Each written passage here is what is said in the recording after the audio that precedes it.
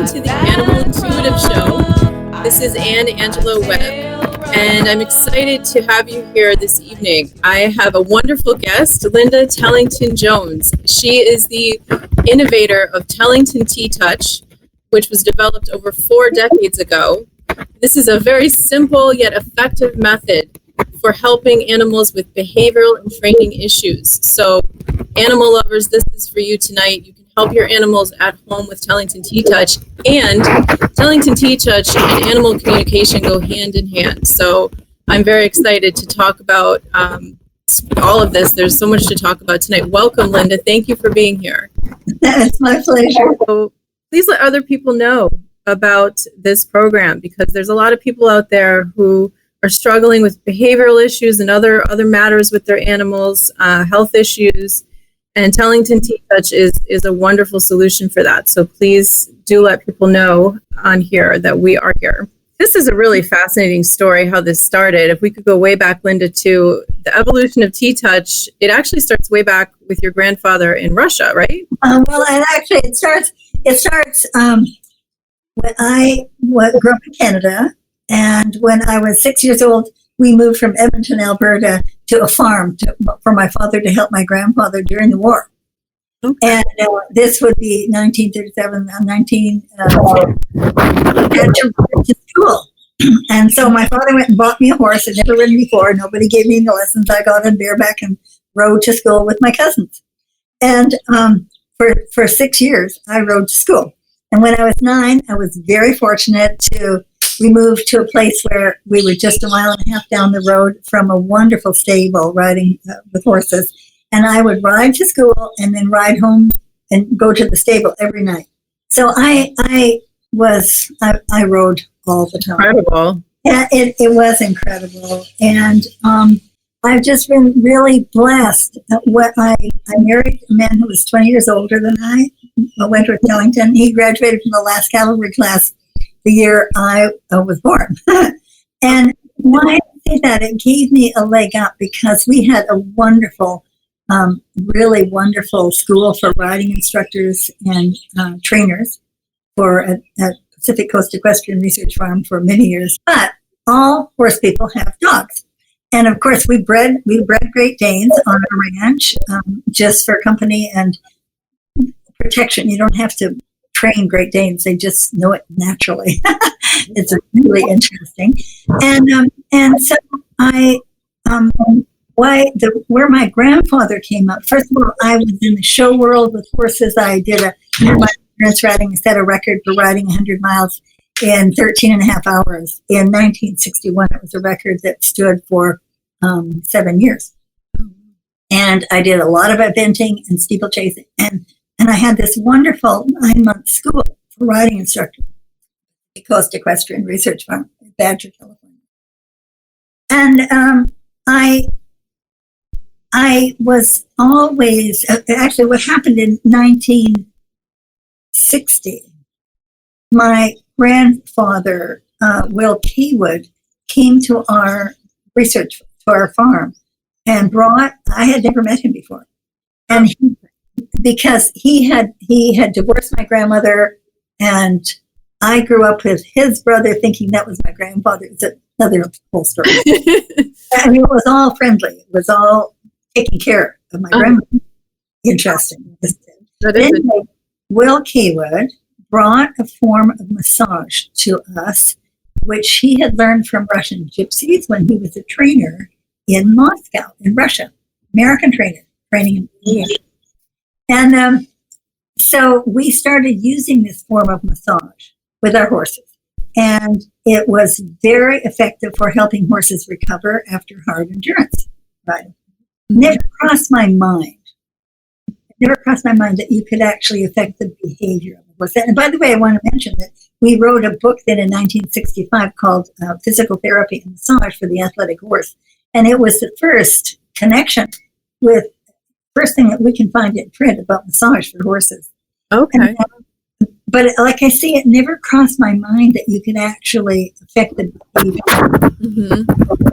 or any of them with work on the body. But in 1970, I had sold my school, closed it down, moved to Europe, and I was going on a 2-year walkabout because I'd been teaching since I was very young, teaching riding. Then I in between was teaching at a private prep school, taught 8th grade social studies for a few years. And I wanted Anne to be learning. I wanted to have a chance to learn. And so I closed everything down. And my intention was to go around the world for 2 years and just find out what is it that I'm supposed to bring to the world. Because what I found, and this is how it relates to animal communication, what I found is that people weren't listening to their animals. Mm-hmm. I wasn't even thinking about how they listened to dogs in those days. It was, there wasn't much interest in that at that point. It was all like sit, blood. And so I went to Europe and I wound up teaching riding and having to learn the new language and sharing this work. So in 1975, I joined Dr. Moshe Feldenkrais at the Humanistic Psychology Institute in San Francisco for a 4-year, 12-week summer training, 4 years. And it completely changed my way of looking at animals after all the experience that we've had with them. And the concept was that working with animals, with humans, forget it, nothing to do with animals, working with humans, moving them in gentle, non-habitual ways is a beautiful way of the Feldenkrais work for humans, that you could activate new neural pathways to the brain to enhance the potential, not just for movement, which Feldenkrais is so amazing, but for learning. And when I heard Moshe Feldenkrais make that statement in the second day of our training, that it's possible to learn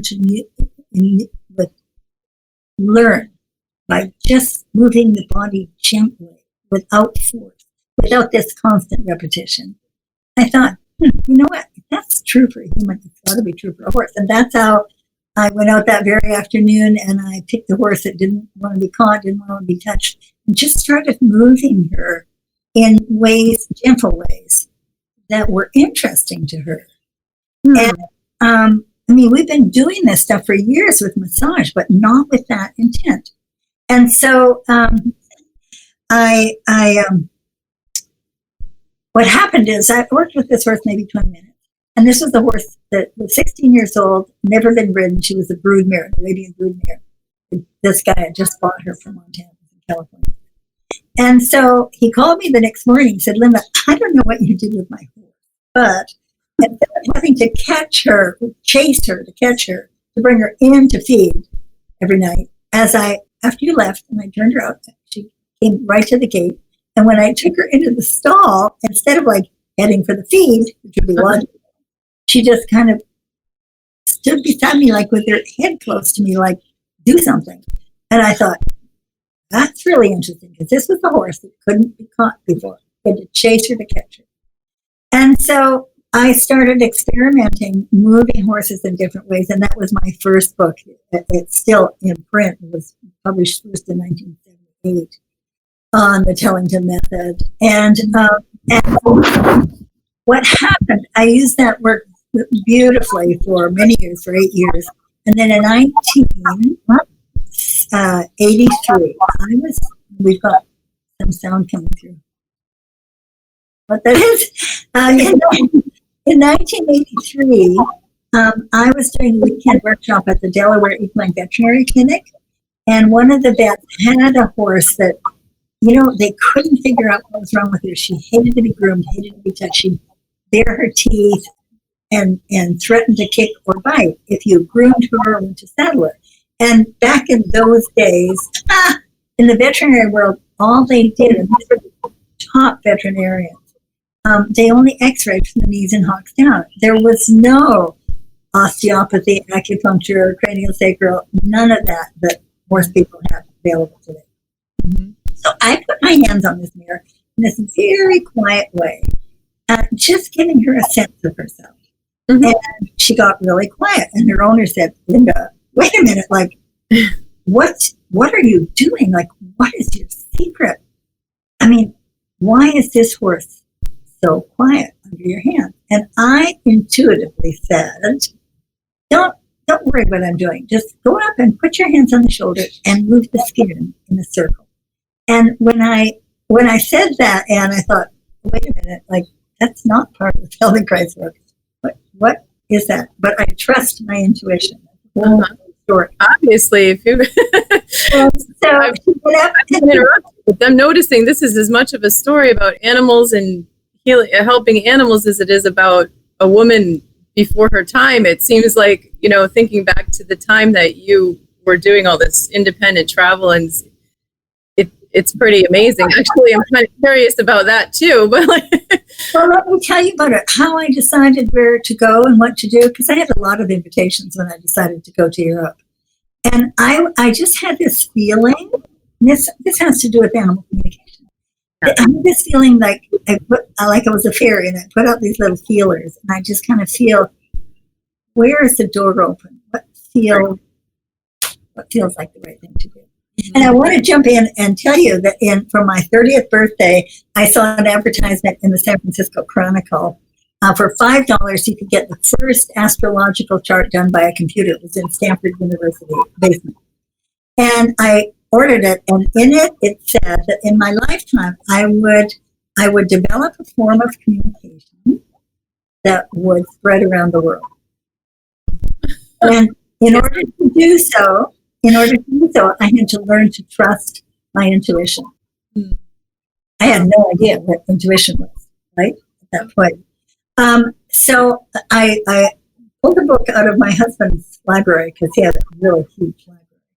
And I opened a book, and it said, Intuition is Unlearned Knowledge. Now, today, what we know, that's knowledge that's in the quantum field. And all you do is listen and trust. And that second T, TTouch, stands for trust. So what happened with the trust? I always just started listening. And in the second year of my Feldenkrais training, one of the books that was recommended reading in our training was a book called Man on His Nature. And it's by Sir Charles Sherrington. Sherrington was a Nobel Prize winner. And in the second chapter in his book, he wrote a sentence that changed the direction of my life. One sentence. And it was that every cell in the body knows its function in the body. And when I read that, I thought, wait a minute. This was like, it was after the first year of our 4-year Feldenkrais training. And we had seen Moshe Feldenkrais do miracles for people. People had strokes that in 20 minutes, they could move their hand or move their body in ways they never could. And we didn't yet know how to do that. So I just thought, when I read that sentence, every cell in the body knows its function within the body. I looked at my fingers. I remember exactly where I was sitting in Germany. And I looked at my fingers and I thought, you know what? When I don't know how to do this amazing Feldenkrais work yet, all I have to do is just say, not cells, my fingers, just remind this body of its potential for ideal function. Remember your potential. Remember your perfection at the cellular. And so that's the communication. I started giving this message to the body. And, I started working then with dogs. It was just normal. I think about 1984 or so, I was working with a horse in the arena, and 2 dogs were playing, running together and smashed into each other, and one fell over unconscious. What to do? So I just started doing the TTouch on, because I have to go back to my story. Ooh, so what changed? What shifted me from the Feldenkrais work? So when I said to this owner of this book, and put your hand on the shoulder and move the skin in a circle, and I didn't tell her, I didn't know what I was talking about. It was just like intuitive, and she went and did it, and the horse got as quiet for her as this mare was for me. And I thought, anybody can do the circle.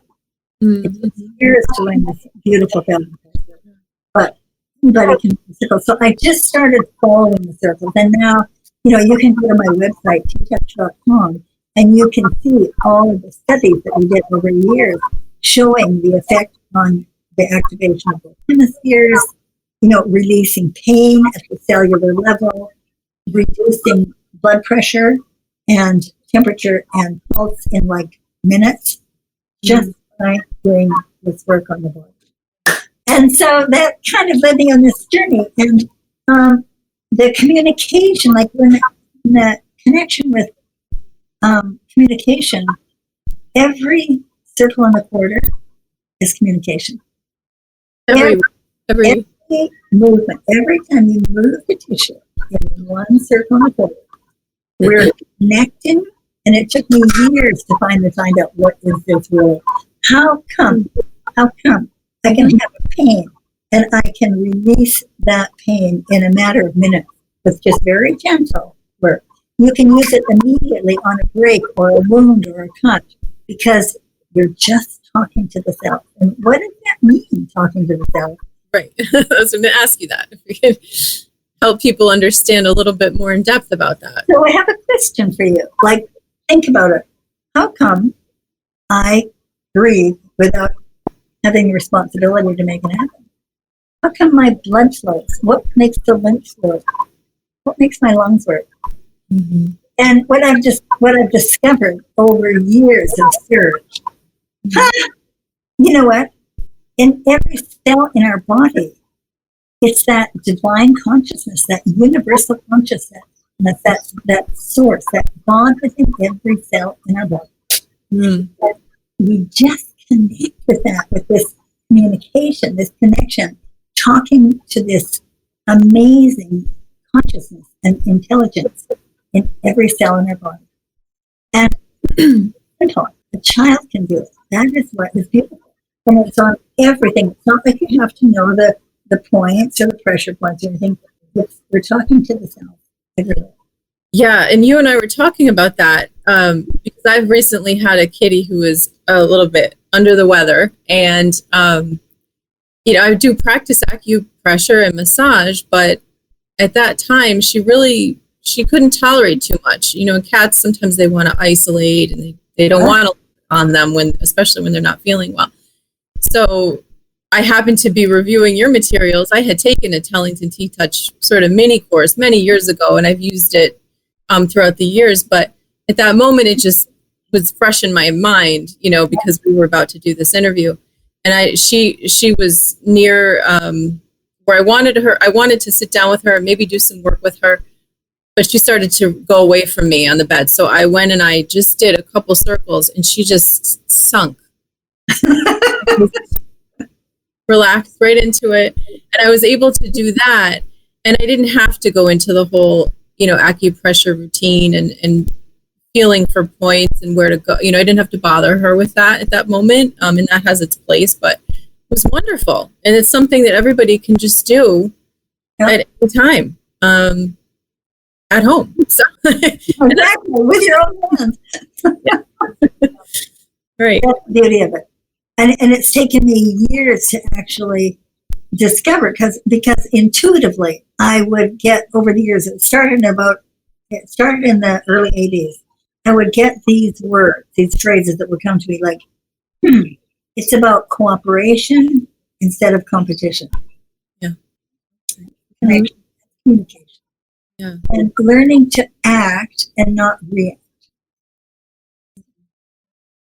And recognizing the beauty in everything. Mm-hmm. Ourselves and our animals, no matter how they act or what they look like. And, it was so interesting to find out, wait a minute, just by bringing a sense of self through these gentle connected touches over the whole body, a dog can learn how to think instead of react. Right, and that's so interesting. Jean says, "Hi, so interesting." It is so interesting. And thank you everyone for being here tonight. I see. Thank you, Kelly and Luke and Anna. I'm not sure I'm saying that right. Luce, maybe. Tom, thank you for being here. And please let people know we're here. There's ways to do that, as you know. Show people a little bit how to do that. You have a little model. There he is. Who is this? This is my Westie. I have to show her to you. Does she have a name? They all have to have a name. We'll see when she gets back. First of all, I have to introduce you to Rainy. Oh. What is the name? Rainy? That was Rainy. Yes, Rainbow. But she's crossed the Rainbow Bridge now. Oh.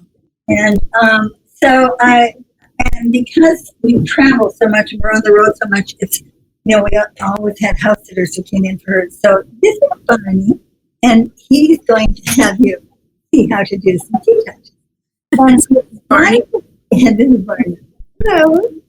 I have to get used to this. Hi there. No. So one of the things is just the basics. If you want to make a connection, I'm just not sure how to deal with this screen. We can see it's pretty good. We can see it's pretty close. Yeah. I like to start with a dog. So I'll put my hand on the shoulder like this and just do a few, like 1/4 circles. Yeah. It's not over the skin it's catch and move it very lightly. And then once you can do this, sometimes you have to just go down the back and go like this. And the tail. I wish I had a big tail like this. And what it does is give them a sense of themselves. And this time I'm struggling with this. I have to do the opposite, like coming down the legs, all the way to the paws.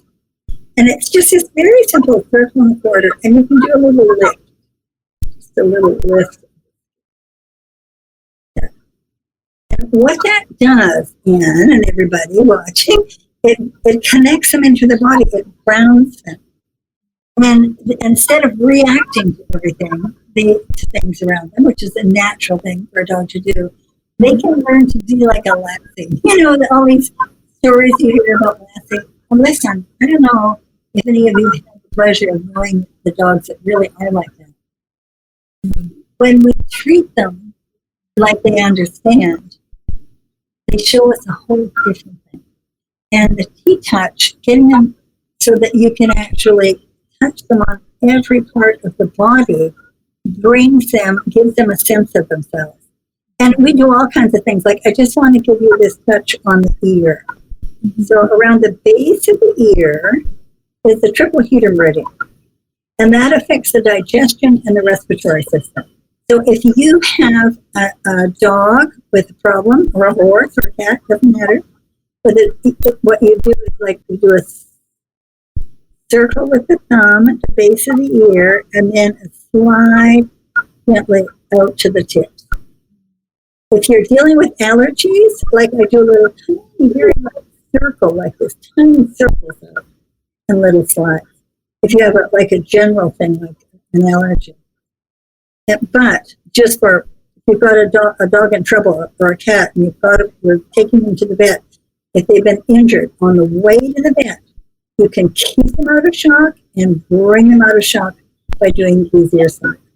Great tip. That's it's amazing, And a thing like, say you've got a dog who's colicky, so you do these little belly lifts, a little gentle lift on the belly. And you need, if you do this, you need to tell your vet you've been doing something, because they can be really in trouble. And when you do that work on the ears, it keeps them out of shock or brings them out of shock. Mm-hmm. And we have so many vets around the world now who know this work and recommend it. Like, if we have somebody with a dog, of course, you take it to the vet. If you have a horse, and you're waiting for the vet to come, if you're lucky enough to live in an area where they still come to, you start working the ears and doing these belly lifts with your horse. And often, very often, you'll bring the respiration and pulse to a normal level, and the horse can recover. And what we're doing is supporting the body in its own brilliance. The thing is, you all, this TTouch for yourself is like a gift from the animals, because I wouldn't have developed it if it wasn't for the animals. And the fact is that you, like, if you get into trouble and you're not feeling well, or you've been injured, you can keep yourself out of shock or bring yourself out of shock by working with yourself. If you've got a headache or a migraine, the same thing, but it's very gentle. And the thing that's really cool about this work is that so you don't have to come to me in Hawaii, or I don't have to travel the rest of the world, and you can learn it for yourself and apply it for your animals. It's fantastic that it's so accessible now. I love it. So you had talked in your book about the awakened mind state and some studies that were done by veterinarian Martina Simmerer, I believe was the name. Well, actually, the awakened mind state was something Martina Zimmer in that book. She used it a lot. She's an acupuncturist. She's a holistic veterinarian in Austria. And when she was a vet student at the University of Vienna, she brought TTouch to students. That was like 30 years ago. And now TTouch is so integrated into her work. It's just part of all the stuff that she does. The awakened mind state, I got into with Anna Wise, who was the director of the Boulder Institute of Biofeedback in Colorado. And she saw me working on a horse in a big demo. And she said, came up to me after and she said, she thought I was working in the awakened mind state. I had no idea what that was, but it was something that she had studied with Maxwell Cave in the UK. And she spent 11 years with him studying, then come to the United States. And it's a way of checking the brain waves to measure the amount of beta, alpha, theta, and delta in both hemispheres. And what she found is that, and what Maxwell Cave found in his, writes about in his book, The Awakened Mind, we found that people who are in ideal states of being, of learning, that they were in a special state where you have beta brainwaves, which are normally activated in the left brain, the logic. We're in both hemispheres. Alpha in both hemispheres. Theta, which is an intuitive, like those, what are the blue moments you have? You ever wake up at like 4 in the morning? You have these brilliant thoughts, but you can't remember them the next day. Right. Well, I think everyone does, and I learned over the years, I would repeat them over and over, and slip it over, so I get up and right. But that's the theta thing that connects to our knowing, our connection. That is really our connection to the quantum field, to divine consciousness. And then you've got the delta brainwaves. Now, in the awakened human, measurable by these EEGs, program called the Awakened Human program, you have an activation evenly in both hemispheres. And you can Google it. Anybody who's interested, just Google Anna Wise. That's the whole thing. It's still going on, even though she crossed the Rainbow Bridge. I was really blessed to know her again because she saw that it was indeed in this awakened ideal state of being. And you need to be in that for communication, for animal communication. You need an activation of the right brain. And if you, there are many wonderful books out there. One of the books that I love is a book called Entering the Secret World of Nature by Michael Rose. You know that? No, I don't. In the 4th chapter, he talks about the importance of activating that right brain, because your right brain is responsible for creativity, for feeling. You need to feel as animals, for intuition, and for compassion. And, you know, those of us who love animals, we feel for everything. Right. The left brain, on the other hand, is really important in order to be here with you on this program. If we can't use logic, then we can't function. And that's what TTouch does, is actually activate by moving the skin in a circle on your own body or on your animal, or being TTouch, it doesn't matter. You get that activation in both things. And it just gives us a way of being that is really effective. really powerful. So So I was lucky. I did 4 studies with Edelweiss. The last one we did in 2009 at the Oakland Zoo, measuring the brainwaves of a giraffe while I was doing TTouch on it, on the body and also from a distance. Oh, cool. Yeah. And what did it look like? Do you remember what? Well, what we did, we had 2 computers set up, and the most interesting one that we do have on video is me working on Sandy Rackwell, another person. We were both hooked up, and we found that just as I was sending thoughts of TTouch to, she had a shoulder issue, you could see our brain waves coming to sync. Oh, With wow. giraffes, it wasn't so successful because what do you have you have to have a baseline. And nobody had ever done this before with giraffes. So it was really fun. We had a good time. The giraffes enjoyed the TTouch because they've been clicker trained with TTouch. And so, but the main thing is to know that you can work on your animal from a distance just by really thinking about it, and it's measurable, but it makes a difference. And now, if anybody's interested, do you know the book, The Intention Experiment by Lynn McTaggart? Lynn McTaggart, yes. That book, I say it's coming to mind, the book, but I think I need to catch reading, it sounds like. Anytime you learn to animal communication, it's a really useful book to read because she's a science journalist, and she has brought together studies from all over the world showing how work from a distance is provable.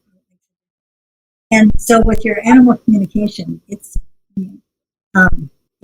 just, we know that it can be very effective. And like for instance, the Dalai Lama's monks have been measured a lot with the Awakened program. And what they find that they are in a whole other state of the, Like consciousness or wait, or? Yeah, it's another state of consciousness, but it's another brainwave state, which will come to me in a second. Oh, okay. Different from the beta. So, and that's what we found when we were TTouch from distance. That's what we were doing. Okay. And what I do when I do any distance work, because you can work with your dog or your kitty from a distance. You don't have to be with them. And what I find is useful, even more effective, is when I actually, like I have like a stuffed dog or a kitty, and I, instead of just working from a distance, imagining it, I'll actually do TTouch on my own body and imagine it's working on the body of the animal. Very neat. Great. So that's something that's very practical. So definitely try this after the show. This is such important stuff. I mean, we think about the animals, even, there's these environmental situations like right now with Australia that's going on with these fires and these animals just suffering so much. These are things that we can even do on a global level with wild animals, and it's just intention, right?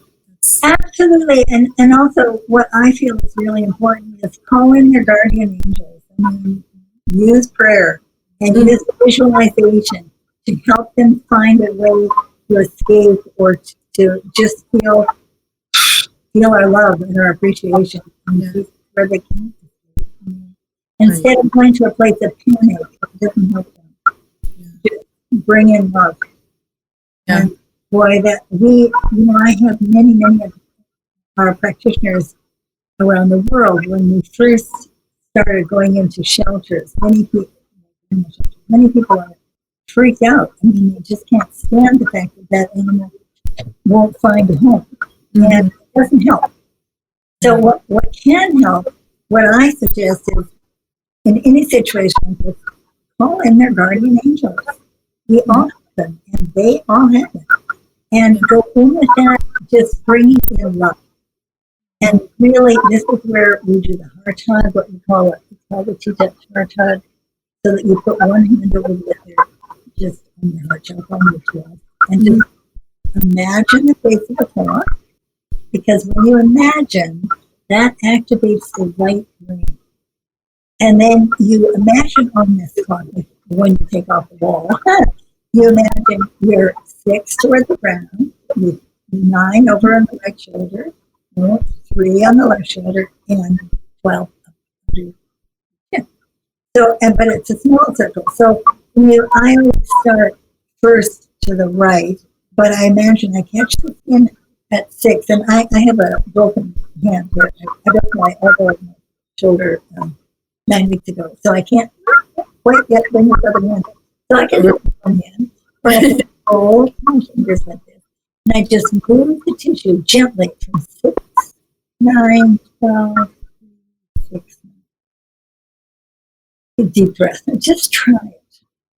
Because when you have any kind of an issue which is traumatizing, where it is when we think about those animals and the people in Australia, just send love, send support, send the intention that they will be safe.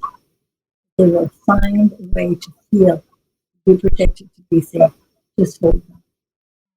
And in cases where they can't, or they're going to die, which is rejected so often, just bring in prayers for the escapists.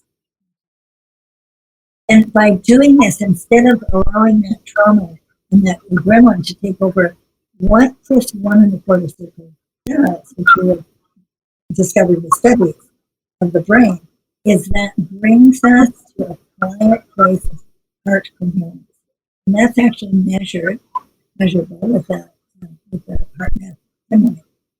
And instead of being traumatized, like, oh my God, it's the amygdala, the part of the brain that controls our emotions that is activated when we're afraid, when we move the tissue gently and 1 1/4 circle, and try the other direction, because the other direction might be best for you. When you do that, that actually changes a shift of our consciousness from the fight flight here, the amygdala, to the forebrain. So we can realize, wait a minute, we're safe, we can send prayers, we can do something.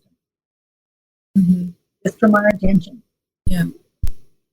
So, and it's interesting too, because even just being able to do something from a perspective of trauma, I used to do trauma therapy, and just being able to help clients have a sense of something that they could do, actively gives you, it's empowering, just like when your animal's not feeling well, and, to be able to do something is wonderful. So, and, it's really actually important, not just for first of all, for our health, because if we're worried about our animals, they feel that. And that affects them, and it affects ourselves. And Roland McCravey, the director of Heart Math Institute, like 15, 18 years ago, put out a paper showing that how we address our bodies and how we address our bodies affects the immune system. And just for people who are listening, that's called heart mapping, right? No, Heart Math Institute is heart mapping. It's okay. The idea that how we think affects our health.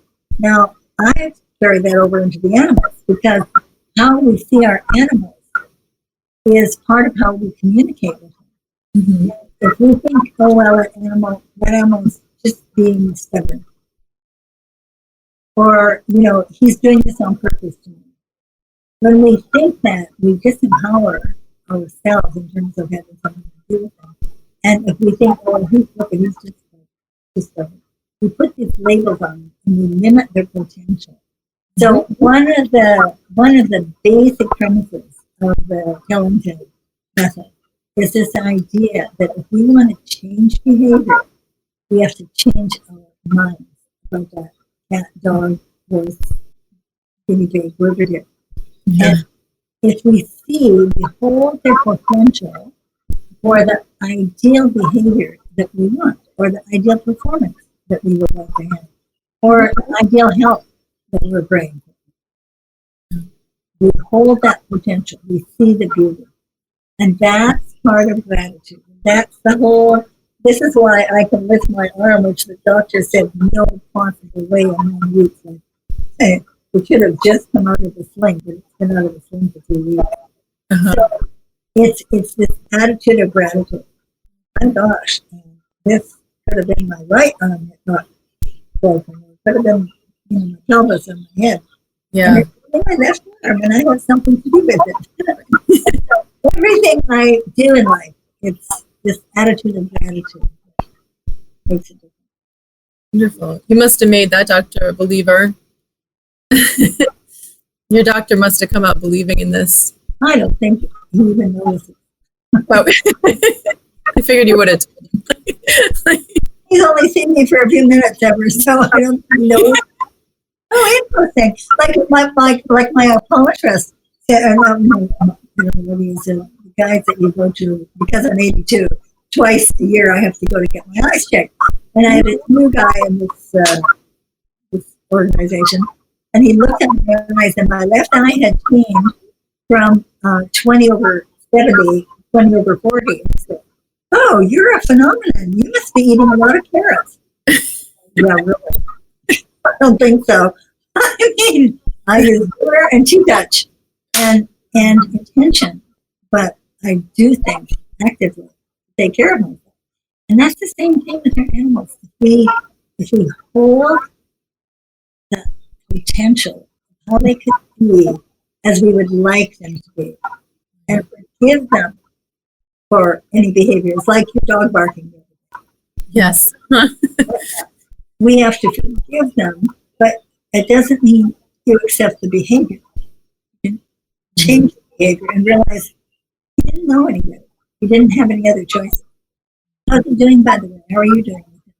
Yeah, he's doing good. It's it's interesting because you do have to, I think with any of these things that are sort of more energetically based, if you want to say, and that might be an oversimplification, but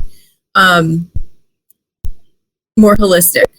There is a level of just having to change your own mindset and expectations, and it isn't necessarily going to happen overnight. It might, but which you should be open to as well, because it could happen. But isn't that funny? And it is what we believe is possible. You can't change it in one experience, but only if you change. Right. It's about us just as much changing. Yeah, it's probably more. Yeah. Because I've even found, with animal communication, starting out with this, where it was like a focus thing, where as an adult, I said, I'm going to do this, focused and help people with it. Really having to change from that point forward to still to this day, and it will continue. I know that. Everything, the way you eat, the way you sleep, the way, your exercise, if it's important to you to help change the way that animals are treated and the way that they are living in this world in a more gentle way, I guess, we have to work on ourselves. It's just as much. Right. So, and they're helping us because they're always, I don't find they're negative things ever. They're always things that are good for me or the people I'm working with. Yeah. So it's interesting. I would like to ask all of your watchers or listeners to join me in a prayer for a orangutan it's in the zoological park in Hong Kong. I was just there last week, and they have one single female living alone in this park. One single female orangutan? Orangutan. Okay. Oh. And it doesn't help to just really. I mean, it's so saddening, but it doesn't help me to do that. I'm really putting out prayers that there's a possibility that we can move and make a change. And I did that 1973 in, I won't name the zoo, but it's one of the biggest zoos in the world. I went there and I filmed this gorilla who was alone. And she was throwing up, eating her throw up, picking at herself, just totally miserable and alone. And I made a promise to her that somehow I would make a change. I mean, I can't say this actually. It's very cool. And what happened is that I became friends with the young vet who became the head vet, and he's retiring in June after 50 years. Okay. And now, and this year, every year, it got better and better for the girls, and they had amazing ways of enrichment over the years. And now this year, they own the place. It is 6 acres of natural place for them to be. It's wonderful. We can all do that instead of just thinking, oh, these are bad. No, just send out the gratitude for all the people who are working to make a change, and know that we can help to change. That's part of what the responsibility of a communicator, I believe. Yeah. Hold the gratitude for what the good part. And I just have to tell you all who love dogs, I just came from being in a shelter in Hong Kong, and I should send you the website to put up 100 dogs, all happy, all shiny, I go to a lot of shelters, and I am so saddened by what I see in these no-kill shelters where animals are kept alive. It's not a life. And the woman who runs it, they know dogs. And so the dogs are all in small groups, like 4, or the 2-year-olds are together in a group like 7 or 8. They all get along because she really knows dogs, and she makes sure there are no bullies. And they come to eat separately. They get their own, and they cook chicken for the huge thing. Chicken was being cooked the day that I was there. Oh, wow, that's great. So their food, yeah. And so I put this out there to hold like the big direction in no-kill shelters.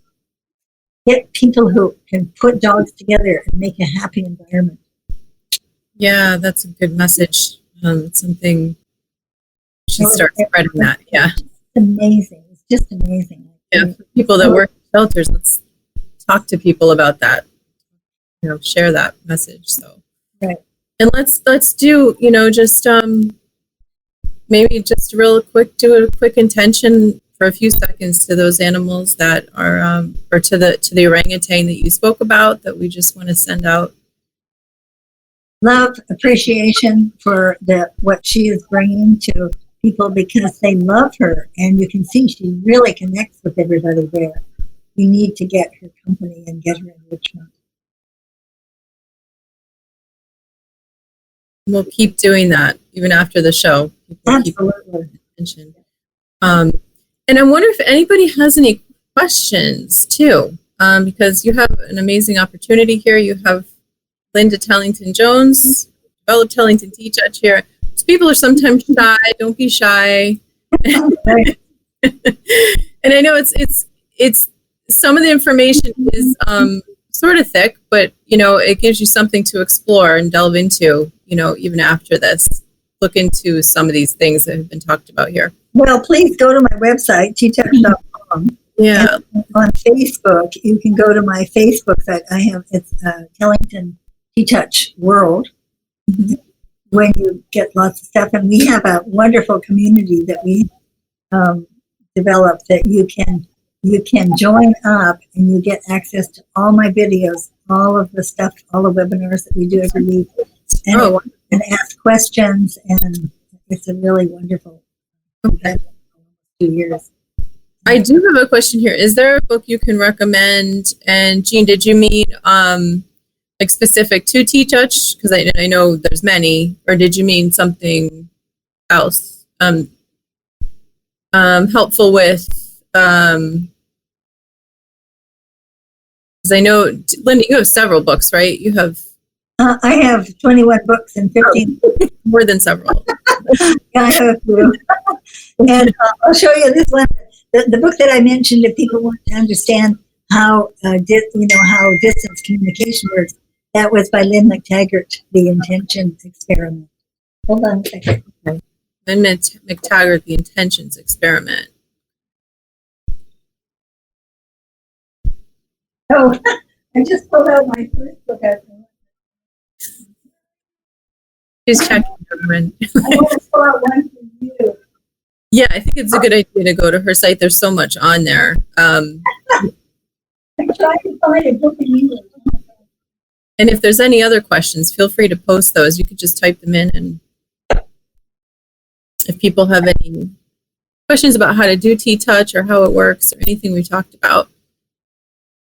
It's very funny. I can't even find my dog. No, that's okay. It's so funny. It's the same. I have all these other languages on my. So this is my first book, and I have a. And Jean says this was great. Thank you, Linda. It was great. Getting Getting in touch with your dog. Yeah. It has another cover. That's I have that book. That's so great. It breaks it down so great. And there's way more in the new one because we have so much that we do with harnesses. And my sister has developed this really new thing that is a connector that's fantastic. If you're kitty people and you can get your hands on that, it's out of print, but you can get it on eBay sometimes. Sometimes Amazon has it. Okay. Used. And I don't know if we have any horse people here, but I have, I want to show you. Plenty of horse things too. Yeah. I know this is inspiring. And Leah, also thank you for being here. You joined. This is the Bible. Yeah. Okay. Yeah, the ultimate horse behavior and training book. And it's so fantastic because there's so many, well, you can see it on Amazon. They're just, you can flip it. There's so many pictures in here. All the how-to, same thing in the dog and cat book. And Wonderful. like all kinds of problems that your animals have. And you can almost every Saturday we have webinars on the Tellington TTouch. Oh, yes. People are asking, if you'll be here, if you'll be there. So do you have a schedule up on that site, on the TTouch site, like a schedule of where you're doing trainings or other people who are? Yeah, it is on there. It's on Tellington TTouch World. Okay. I have a training for dogs here that still has space in it in Hawaii. It's toward the last week in February. Oh, nice. Why? It's really fun and online for people. If you want to learn this for yourself and your animals, join us. It's a 6-month, once a month. Or we have one coming up on Sunday. It's 3 hours, and then you practice in between. Online. That's great. Yeah, it's called TTouchForYouOnline.com. I think that's it. Wonderful. So is there anything else that, you want any people to understand about TTouch animal community? Anything we've left out as we're coming to a close? Well, the thing that's really wonderful about learning TTouch is the logical way of learning. And the fact is, one of the basic concepts that we have, one of the first principles is just what you touched on, and that is, in order to change your animal, whether it's behavior or performance or health or your relationship, you have to change your mind. You have to open to the potential of how you would like them to be instead of how they are. And we humans are really, that's just the way he is or she is. Not true. We can change them. And that's so interesting. Another basic concept of our work is that change the posture and you can affect the behavior. Right. And this is where, we do so much that you learn, like just the mouth TTouch, working on the mouth of an animal. You can affect their emotional state. And when you say posture, you mean literally the level of the head, the set of the tail. Are they standing with their legs under them or back legs apart? Are they camped out? All of these things in both horses and dogs are really important. And you can even see it in your cats, not to the same degree, but and we just change that. And like you can affect the behavior of an animal, of a dog, for instance, by working around the mouth and working on the tail. This is both horses and dogs tell us so much, and we can affect the behavior, and we work the whole time. It's like it's a journey into bringing an awareness, a new sense of your animals, so that they can be grounded and in their body and be all they can be. When you start to see the beauty and hold the gratitude, having an attitude of gratitude, giving a heart hug, and you know what? Forgiving yourself. Right. When we're not perfect with our animals, just like forgiving them. And then, Yeah. my brilliant sister Robin Hood says all the time, forgiving behavior does not mean excusing it. Mm-hmm. So how can we change it without punishment? How can we change it with understanding? And technique. That's what TTouch does. So it's not just the work on the body. It's all this ground exercises we do and the elements that we put them through to bring them into balance, and the wraps that we use and the harness configurations that we use. Right, and we didn't go too far into that, but there's a whole other part of this where there's wraps that you can do, and there's the playground for higher learning, which you talk about in your book too more. And my sister has a whole book on wraps and harnesses now also that we use. Because she's come up with another way of working with the dog on leash that is so effective to stop dogs from pulling. It's just like, oh, well, that's something a lot of us can use, I'm sure. Robin Hood is your sister. She has a very cool name. I named her. Yes, and you can see on YouTube and again on the community. Like this coming last Saturday, I did a talk on. Wait a minute, how is it that I can have a pain in my shoulder, which I was told this would be so painful because it's fractured and subluxated. And how come the second that it starts doing, you saw me in the beginning doing some TTouches, I started to have a little bit of pain there. I just do 10 seconds, 15 seconds of TTouch, and I can stop the pain. What is that? And that's what we did with people from around the world. We had 122 people on the Zoom session last Saturday. Next Saturday, Robin will be on interviewing one of our practitioners in the UK who works with donkeys and all the stuff that we can do with donkeys. Oh, neat. Okay. Yeah. And is that a program you have to be a part of, or is that something? Yeah, it's a free Zoom session. Oh, cool. Okay. On Saturday.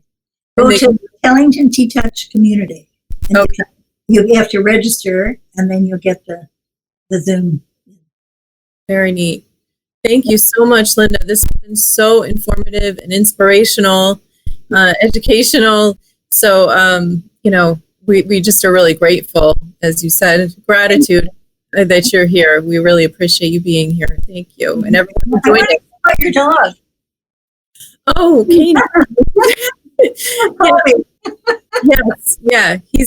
We're doing TTouch on Caney. We're working on some things with him with his barking stuff. So, but I see it. I see the shift. I see he's learning. He's maybe not the overnighter. He's maybe not the one that. But no, because how would we expect it overnight, right? Actually, that is his natural instinct. Because what happens, for all of you who don't know, they live in an apartment, and when somebody makes a sound, the dog barks. But that's his job, and every dog has to have a job.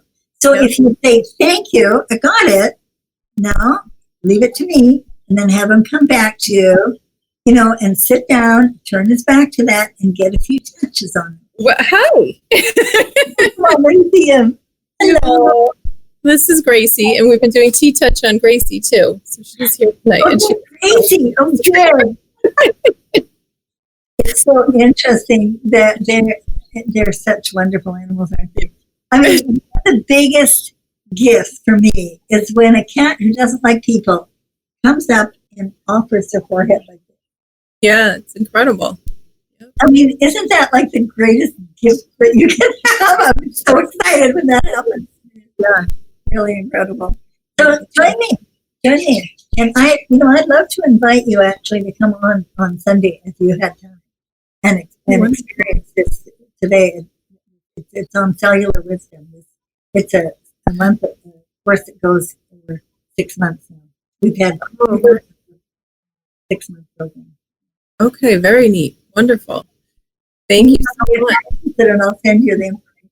Okay, absolutely. If anyone else interested, you go to Tellington TTouch World Facebook, and you'll see all of the information, how to get on and how to register for Robin's talk on Saturday about donkeys, or how to join the community. And then you can go in and you can see, like, every weekend we have webinars on cats, dogs, all horses, of course, and people. Great. So join us. Okay, thank you so much. Thank you for being here, everyone. And everyone have a great night and day whenever you're watching this. Just one last thing, Anna. Do a heart hug, all of you, and just send out gratitude for the gifts that animals bring to our lives. Yeah. Listen. Okay. Night. Night, night.